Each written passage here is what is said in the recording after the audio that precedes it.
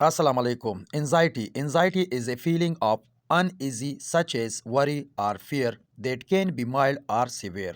यानी एंजाइटी क्या है? इसमें फीलिंग होती है अनइजी यानी रेस्टलेसनेस या बेचैनी की, या सच एज वरी या ओ खफा होती है, सैड होती है, और फियर या उसमें डर होती है।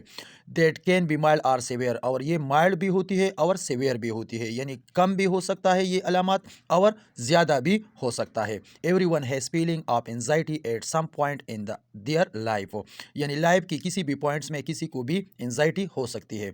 For example, you may feel worried and anxious about sitting an exam और हैविंग ए मेडिकल टेस्ट और जॉब इंटरव्यू। यानी जब किसी की एग्ज़ाम होती है या उसकी मेडिकल टेस्ट होती है या उसकी जॉब इंटरव्यू होती है, तो वहाँ भी पेशेंट को क्या होती है, वो एंशियस होती है। During time likes these feelings anxious can be perfectly normal, यानी लेकिन जब वो एग्ज़ाम हो जाए या वो इंटरव्यू हो जाए या उसकी मेडिकल टेस्ट हो जाए, तो उसके बाद पेशेंट या वो बंदा क्या होती है, नॉर्मल हो जाती है।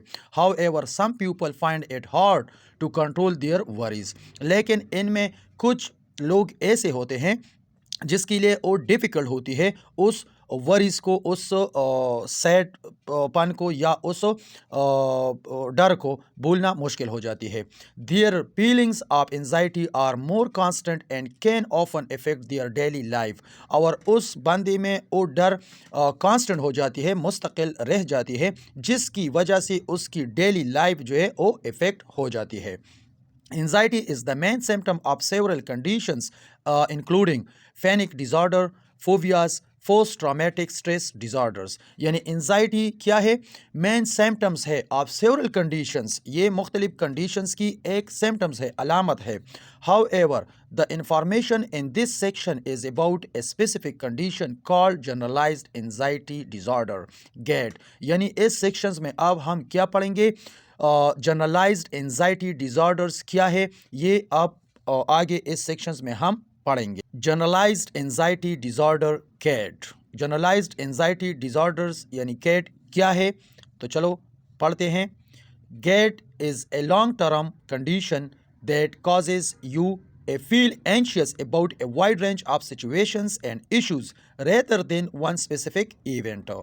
यानी गेट क्या है?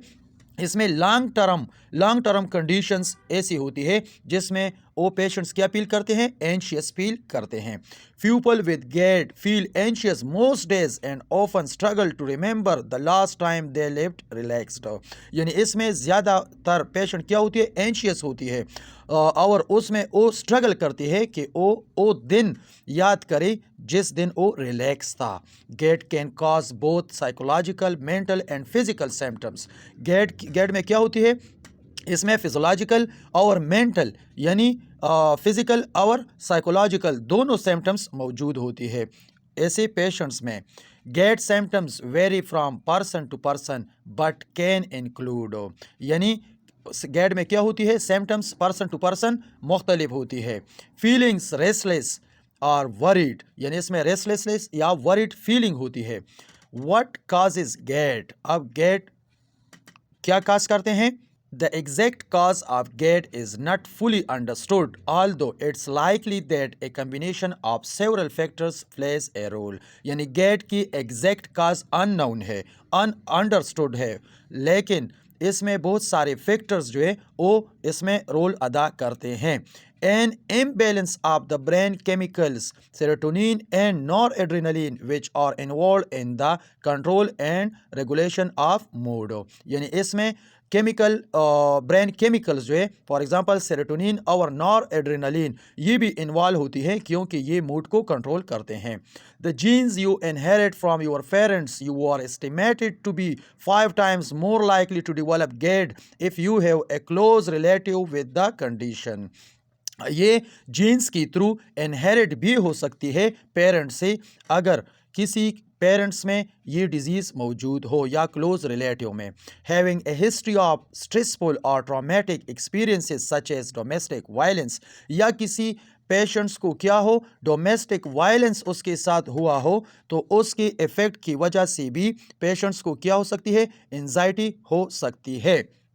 Having a painful long term health condition such as arthritis. इसी तरह अगर किसी पेशेंट्स को लॉन्ग टर्म हेल्थ कंडीशंस कोई डिजीज़ हो, फॉर एग्जांपल अर्थराइटिस हो किसी को, तो उस इसी तरह या कोई दूसरा क्रॉनिक डिजीज़ हो, तो इस वजह से भी उसको एंजाइटी हो सकता है। Having a history of drug और अल्कोहल मिस यूज़, या पेशेंट्स की हिस्ट्री में क्या होगा, अल्कोहल या कोई दूसरा ड्रग्स की मिस यूज़ होगा।